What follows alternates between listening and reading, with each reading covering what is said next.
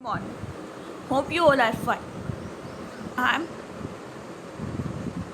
Kalyani Trivedi, continuing the lecture of TY BCom Sem 5, that is of English subject. We have started a discussion of textbook and started discussing about Unit 1, that is being persuasive.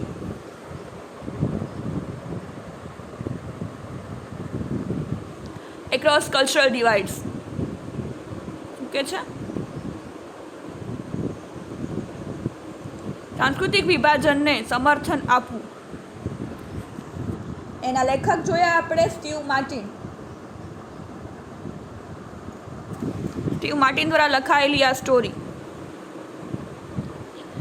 નથી, આ column છે. એ writer છે, લેખક છે, columnist છે, એટલે કટ્ટાર લેખક છે. મેં કીધું તેના મેગેઝિન્સ અને છાપામાં ન્યૂઝપેપરમાં જેની રેગ્યુલર કોલમ લખાતી હોય, લેખ લખાતા હોય એને કોલમિસ્ટ કહેવામાં આવે છે.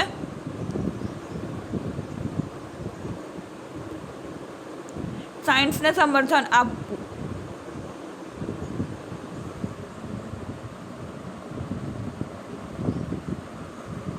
એના વિષય પર લખે છે. લેક્ચરર છે કેમ્બ્રિજ યુનિવર્સિટીના અને લંડન બિઝનેસ સ્કૂલમાં પણ એ ગેસ્ટ લેક્ચરર તરીકે જાય છે. ટેક્સ વિશે જોયું.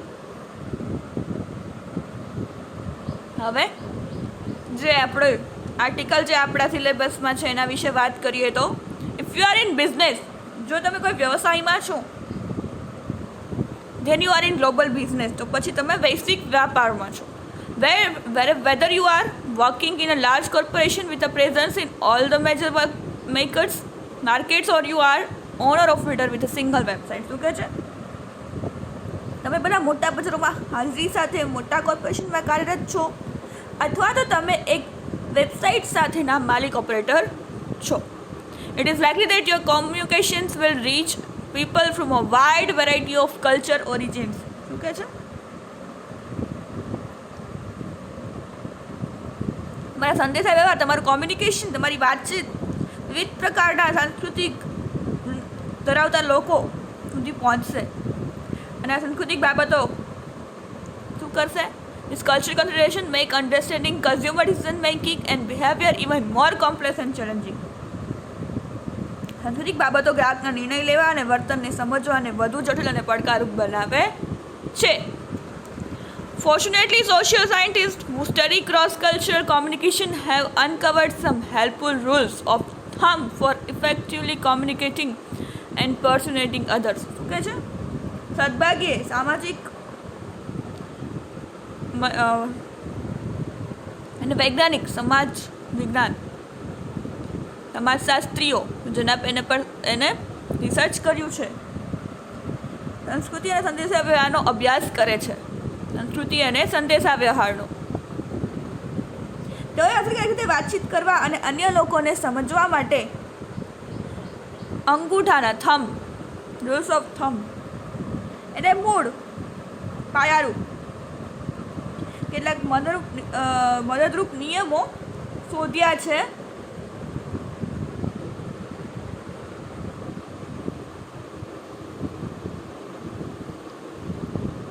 જે આપણાથી તદ્દન ભિન્ન છે. Some of these models rely on broad generalization and therefore it is important not to stereotype. એટલે કે અમુક છે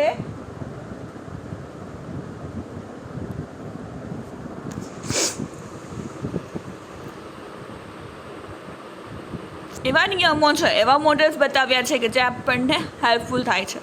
However, the models can still a valuable starting point to help you approach your diverse customer base on more effectively. શું કહે છે કે divorce એટલે અલગ અલગ વિવિધ દેશના, વિવિધ પ્રદેશના, વિવિધ અલગ અલગ સંસ્કૃતિ ભિન્ન ધરાવતા લોકો સાથે તમારે કઈ રીતે વેપાર કરવો, કઈ રીતે કોમ્યુનિકેશન કરવું, કઈ રીતે વાતચીત કરવી, કઈ રીતે એમની સાથે સંબંધ વિકસાવવો, એ જાણવા માટે આ હેલ્પફુલ થાય છે, મદદરૂપ થાય છે. શું કહે છે?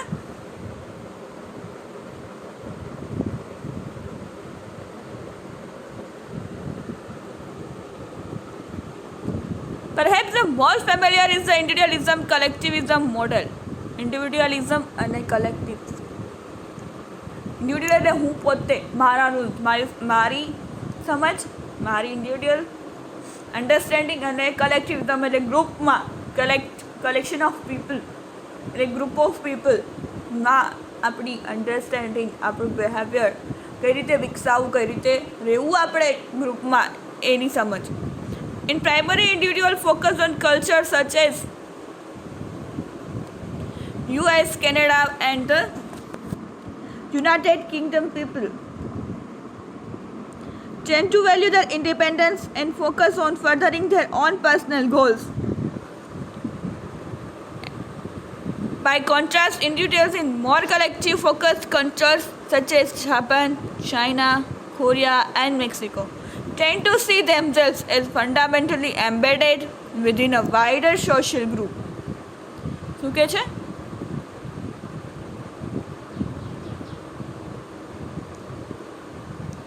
ઇન્ડિવિજ્યુઅલ એટલે પોતાના કામ પર ફોકસ કરું, મારું આગળ વધી, હું મારું નામ કહી શકું, એ કલ્ચર, એ સંસ્કૃતિ જે ડેવલપ થઈ છે, જે મેન્ટાલિટી, એ જે થોટ, એવા કલ્ચર્સમાં છે US, Canada, united kingdom people. Independence and focus furthering on the on personal goals, મારા પર્સનલ ગોલ્સમાં હું આગળ વધું, બસ ઇન્ડિવિજ્યુઅલ. અને by contrast individuals in more collective focus, મારું બિઝનેસ આગળ આવે, મારું કન્ટ્રી આગળ આવે, એમાં તો કે Japan, China, Korea and Mexico tend to see themselves as fundamentally embedded within a wider social group.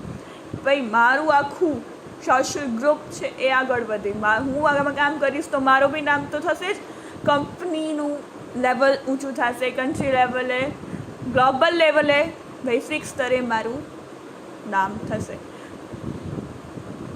Thus, differing perspectives have been demonstrated to show conscious effective on consumers. તમારો હેતુ, પર્સપેક્ટિવ કઈ પ્રકારનો છે એ પ્રમાણે તમારી કન્ઝ્યુમર એટલે ગ્રાહકો પર તમારી અસર પડે છે. રિસ્પોન્સિસ ટુ એડવર્ટાઇઝિંગ, કેવા તો કે એડવર્ટાઇઝિંગમાં ફોર એક્ઝામ્પલ આપેલું છે on study publish in the journal of experimental psychology. Experimental એટલે પ્રયોગ કરવો એના પર, વૈજ્ઞાનિક, અને એમાં જાણવા મળ્યું છે, મનોવૈજ્ઞાનિક પ્રયોગ કરીને એના પર જાણવા મળ્યું છે કે એક એડવર્ટાઇઝમેન્ટ ડિટર્જન્ટ પ્રોડક્ટ હતો, વાસણ ધોવાનો, કપડાં ધોવાનો પાવડર, ચલો ડિટર્જન્ટ પાવડર એટલે આપણે શું ગણીએ, was consistently more appealing to audience from individualistic society when presented as, જ્યારે બહુ એની અપીલિંગ એટલે અસર થવી સોસાયટીના લોકો પર, બધા એક વ્યક્તિ પર, એની ઇન્ડિવિડ્યુઅલ એટલે એક વ્યક્તિ પર એવી અસર થઈ સોસાયટીમાં એક વ્યક્તિ પર. શું કામ, કઈ રીતે, તો કે એને એડવર્ટાઇઝમેન્ટ બધી હતી, clean with softness that you will love. Clean with softness, એટલું સોફ્ટ રીતે એ ક્લીન કરે છે ને કે તમારે એટલી મહેનત કરવાની જરૂર નહીં પડે. ધેટ યુ વિલ લવ, તમને ઉમેય આપણને વાસણ કે કપડામાં જો એવી રીતે એવા ડિટર્જન્ટ આવે કે જેમાં આપણે મહેનત વધારે, તાકાત વધારે ન લગાડવી પડે તો આપણને ગમે જ ને. તો એવી advertisement, clean with softness that you will લવ, તમને ગમશે એવી સોફ્ટનેસથી તમે ડિટર્જન્ટ પાવડરથી તમે કપડાં ધોઈ શકશો કે પછી વાસણ ઉટકી શકશો. However, audience from a many more collective focused society responded more perspective to the message, clean with the softness your family will love. તમને આ ફેમિલીને પણ ગમશે. કેવો સરસ મજાની એડવર્ટાઇઝિંગ કરી છે કે ગ્રાહક તમારી પાસે અટ્રેક્ટ થઈને આવે આ પ્રોડક્ટ લેવા માટે.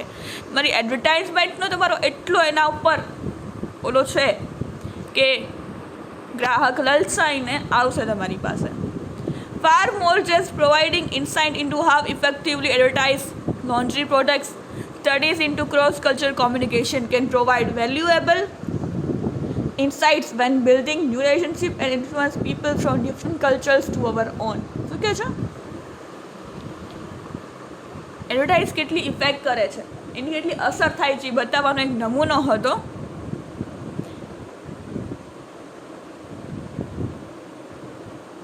ખાલી એડવર્ટાઇઝમેન્ટ જ નહીં,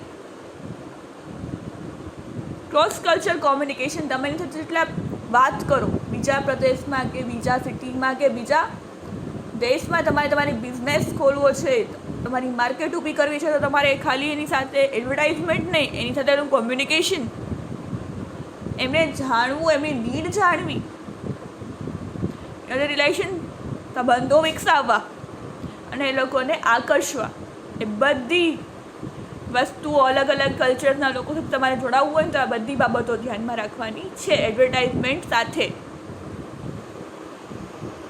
Researchers Michael Morris, Joel Podolny and Shiria Ariel studied Citibank, a multinational banking corporation with branches in some 195 different countries, in order to determine the factors that would not persuade Citibank employees to voluntarily comply with a request to help from a colleague. શું કહે છે? Researcher, આટલા રિસર્ચરના નામ લખ્યા છે, આપણા નથી, વિદેશના છે, એના નામ એ પ્રકારના જ હશે. કયા રિસર્ચર છે? એટલે સંશોધકો છે, જેને સંશોધન કરતા હોય ને રિસર્ચર કહેવાય. માઇકલ મોરિસ, જોએલ પોડોની, સીરિયા એરેલ, આ બધાએ સ્ટડી એવું છે. શું તો કે Citibank, a multinational banking, Citibank and a multinational banking corporation which branches in some 195 different countries, 195 કન્ટ્રીઝમાં જેની બ્રાન્ચ છે.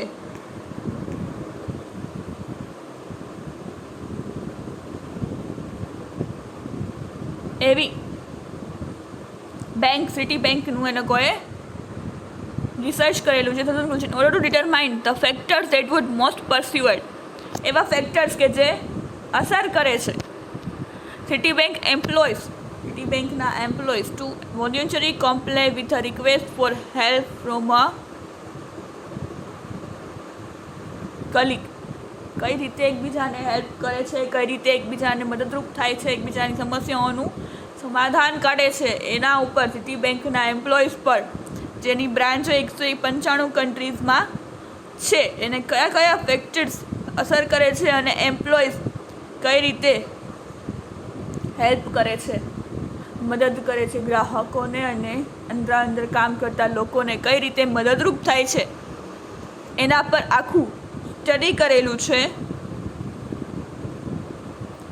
At the time of the study, it was the bank's policy to hire personnel for its branches almost exclusively from the local country.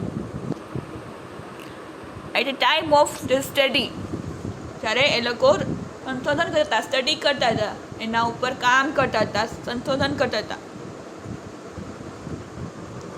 It was banks policy, ત્યારે કહે છે કે બેંકની policy હતી to hire personnel for its branches almost exclusively from the local country. Local country કરતા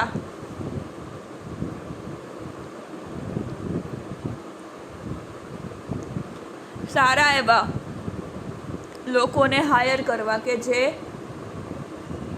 મદદરૂપ થાય. Higher કરવા એટલે રાખવા, નોકરી કરવી, એવા લોકોને શોધવા, એવા લોકો સાથે કામ કરવું, એવા લોકોને નોકરીમાં રાખવા, બેંકમાં રાખવા કે જે બીજાને મદદરૂપ થાય, knowledgeable હોય. This is all about today's lecture. We will continue in the next lecture. Thank you for listening. Have a nice day.